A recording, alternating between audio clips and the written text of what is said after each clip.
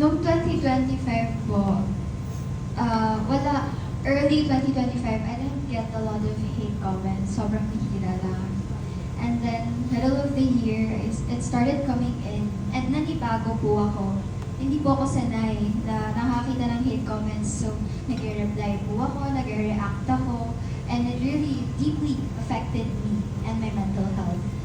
Tapos, towards the end of 2025, I kind of learned how to accept it and take it as it is, kasi some people are really not gonna like you.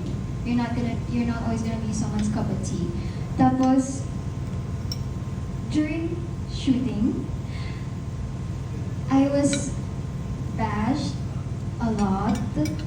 Tapos, ito yung time na hindi naman po ako nagbabasa talaga yun. Pero I couldn't stop reading. Parang ayaw tumigil ng brain ko.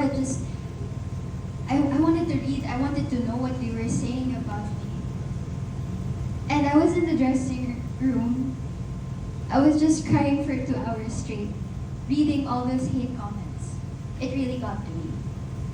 And then, after that, it was time for us to shoot again. And then, I realized na it helped kasi nung eksena na po namin, lumabas na lang siya. Wala pang action. Pero, I think that's the only positive thing I can take from that because hate comments, they're everywhere today. They're so normalized. Dahil nga, people can just easily hide behind fake profiles, dummy accounts. Parang they can't really take accountability for the things they say online. It's hard to track them down. So they just feel free to throw whatever words they want to say. And what I can say about that is, even though we don't see your faces and you're hiding behind those pictures, just know that God is always watching you.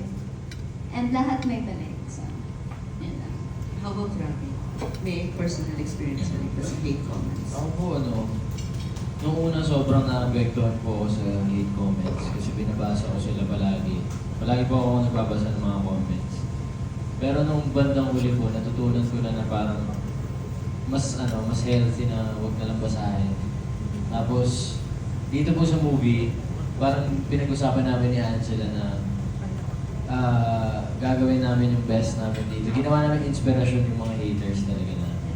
Totoo po, ginawa po namin sila inspirasyon dito sa pelikulang to. Parang kahit ano pong sabihin nila sa amin ng paulit-ulit, wala po kami ibang gagawin. Hindi po kami babawi or anything. Hindi kami magre-reply. Ginalingan lang po namin sa pelikula. Pinigil po namin yung best namin.